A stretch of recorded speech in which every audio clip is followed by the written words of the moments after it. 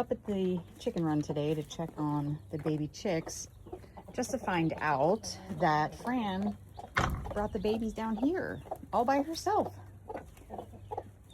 Look at that. They are so active. She's teaching them how to scratch. They're doing okay with the other hens. But now they have a little safe place that they can go at their own level. Pretty amazing. God designed every animal to be self-sufficient and take care of themselves, and nature has a way of figuring itself out clearly by design.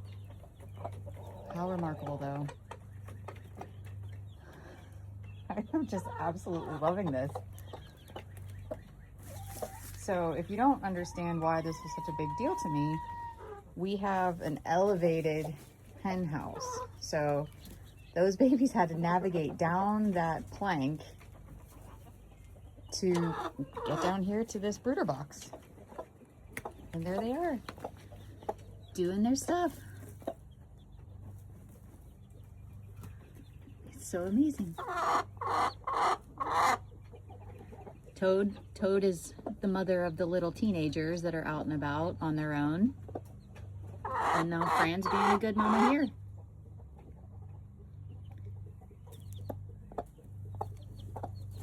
So if you don't know the story, we did have 6 eggs with Fran.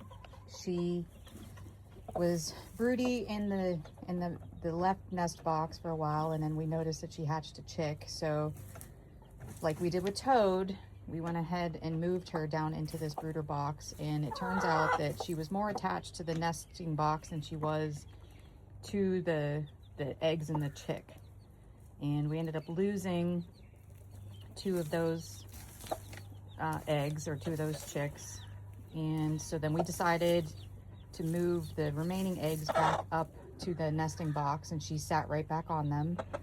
And of the 4 that were there, 3 hatched, and we lost 1 of them.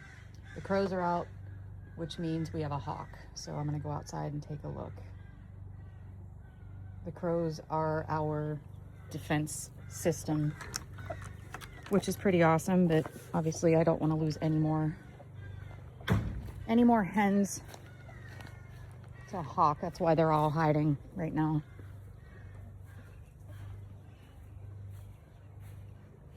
I don't see anything, but they do a good job of letting us know something's out there. So this is my mega coop and run that the bearded one built for me, and I talk a lot about the lessons that I've learned. Look at the little chick behind the brooder box there, making its way around. We wouldn't have done mulch. That's definitely been a lesson. They just completely removed it, but our predator proofing is definitely working. We don't have any issues inside of this run with any predators, although we see paw prints everywhere with them trying to get in, but they can't. So that's been successful. We have a chick cozy automatic solar door, so depending on the degree of sunlight, it opens and closes. We adjusted it so that it opens later in the morning because we lost Colonel, our black copper Maron, to a fox because she was out so early. So they get out a little bit later now. But you can see some paw prints there on the side. So there's one of the little toddler, teenager chicks. They're growing up pretty fast. So it's kind of cool to see. They just do what they need to do. And then every night we have to check to make sure that they're back up on in the hen house. So I'm really excited that Fran was able to get the chicks out here. Again, that's nature doing its own thing. Whether or not we're going to keep the roosters, we're not really sure.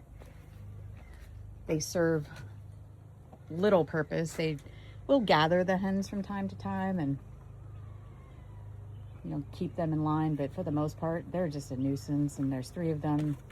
Of course, we don't know of all of these new chicks that have hatched, how many are roosters, but our thought process is they'll be processed in September for dinner. We don't want anything to go to waste. So anyway, if you like our chicken content or any of the projects that the Bearded One has been working on, we're a small channel, but I enjoy showing people the things that you can do yourself, because I had no idea that this was possible. I am a girl raised in the city, and here I am on 5 acres raising chickens. Follow us along for more We Have No Idea What We're Doing, but We're Doing It Anyway content.